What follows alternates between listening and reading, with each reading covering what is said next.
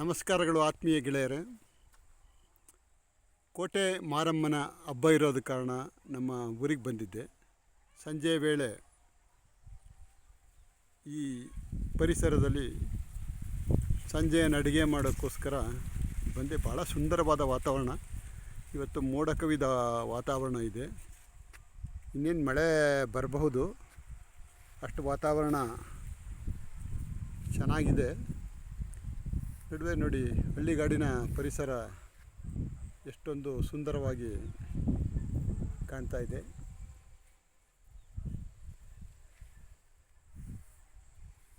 ಅದಕ್ಕೇನು ಅನೇಕರು ಹೇಳ್ತಾರೆ, nature teachers many more useful things ಅಂತ. ತಾಯಿಯರು ಅಂದರೆ ನಮಗೆ ಅನೇಕ ರೀತಿಯ ಪಾಠಗಳನ್ನು ಕಲಿಸಿ ನಮಗೆ ಎಲ್ಲವನ್ನು ನೀಡುವಂಥವರು. God is not everywhere, so he made the mother ಅಂತಾರೆ. ಅಂಥ ತಾಯಿಯರು ಕೆಲವು ವೇಳೆ ಕಲಿಸೋಕ್ಕಾಗದಿರೋ ಪಾಠನ ಪ್ರಕೃತಿ ಕಲಿಸುತ್ತೆ ಅಂತ. ಅದನ್ನು ಇಲ್ಲಿ ಪ್ರಕೃತಿಯ ಅಂದ ಚಂದ ವೈಭವವನ್ನು ನೋಡಿದಾಗ, ಅವುಗಳನ್ನ ಸೂಕ್ಷ್ಮವಾಗಿ ಅವಲೋಕನೆ ಮಾಡಿದಾಗ ನಮಗೆ ಪ್ರಕೃತಿ ಹಲವು 10 ರೀತಿಯ ಪಾಠಗಳನ್ನು ಕಲಿಸುವ ಪ್ರಯತ್ನ ಮಾಡುತ್ತೆ. ನಾವು ಕಲಿಯುವ ಮನಸ್ಸಿರಬೇಕು, ನಾವು ನೋಡುವ ನೋಟ ಚೆನ್ನಾಗಿರಬೇಕು. ಜಗದೀಶ್ ಚಂದ್ರ ಬೋಸ್ ಅಂತ ಮಹಾನ್ ವಿಜ್ಞಾನಿ ಸಸ್ಯಗಳಿಗೂ ಜೀವ ಇದೆ ಅಂತ ಹೇಳ್ತಾರೆ. ನಾವು ಅವುಗಳ ಹತ್ತಿರದಿಂದ ನೋಡಿದಾಗ ಅವು ನಮಗೆ ಮಾಡುವ ಹಲವು 10 ರೀತಿಯ ಉಪಯೋಗಗಳನ್ನು ನೋಡಿದಾಗ, ಅವುಗಳ ಸಾಮೀಪ್ಯದಲ್ಲಿದ್ದಾಗ ನಮಗೆ ಕೆಲವು ಭಾಳ ಮನಸ್ತೃಪ್ತಿಯಾಗುವಂಥ, ನೆಮ್ಮದಿ ನೀಡುವಂಥ ಸಂತೋಷ ನಮ್ಮ ಹೃದಯದಾಳದಿಂದ ಬರುತ್ತೆ ಗೆಳೆಯರೆ. ಅಂಥ ಪರಿಸರದಲ್ಲಿ ಇವತ್ತಿನ ಸಂಜೆಯ ನಡಿಗೆ ಹಿತಕರವಾಗಿದೆ. ಮೋಡ ಇದೆ, ಮಳೆ ಬಂದರೂ ಬರ್ಬೋದು.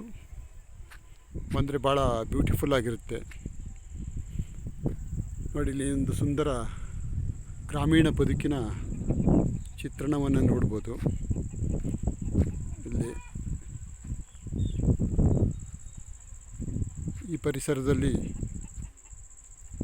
ವ್ಯವಸಾಯನ ಮಾಡೋರು, ಅಂದರೆ ಒಕ್ಕಲುತನವನ್ನು ಮಾಡೋರು, ತಮ್ಮ ದಿನನಿತ್ಯದ ಜೀವನಕ್ಕೆ ಬೇಕಾದಂಥ ಪ್ರಾಣಿಗಳನ್ನೆಲ್ಲ ಸಾಕ್ಕೊಂಡಿರ್ತಾರೆ. ನೋಡಿ, ಹಸುಗಳಿವೆ, ಕೋಳಿಗಳಿವೆ, ಆಡು ಕುರಿಗಳಿವೆ, ಜೊತೆಗೆ ಸಾಕು ನಾಯಿಗಳು ಪ್ರೀತಿಯಿಂದ ಓಡಾಡ್ತಾಯಿವೆ ಗೆಳೆಯರೆ. ಅವೆಲ್ಲ ಅವರ ಜೀವನದ ಭಾಗಗಳಾಗಿರ್ತವೆ. ಪ್ರಕೃತಿಯ ಮಡಿಲಿರೋದ್ರಿಂದ ಯಾವಾಗಲೂ ಅವರ ಆರೋಗ್ಯ ಕೂಡ ಭಾಳ ಚೆನ್ನಾಗಿರುತ್ತೆ.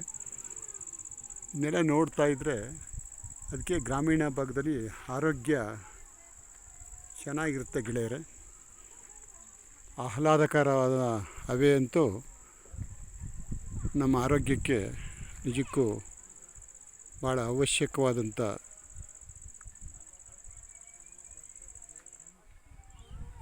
ಜೊತೆಗೆ ಸಂತೋಷ ಕೊಡುವಂಥ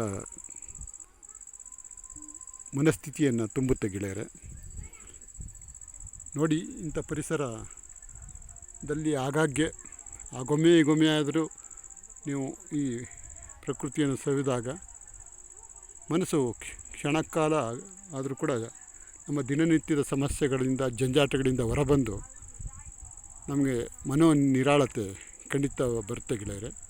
ನಾನು ಸಾಮಾನ್ಯವಾಗಿ ಊರಿಗೆ ಬಂದಾಗೆಲ್ಲ ಇಂಥ ಸಂಜೆ ವೇಳೆ ಹೊರಗಡೆ ಬಂದು ಈ ತೋಟದ ಪರಿಸರದಲ್ಲಿ ಓಡಾಡುವುದು ನನ್ನ ಹವ್ಯಾಸ.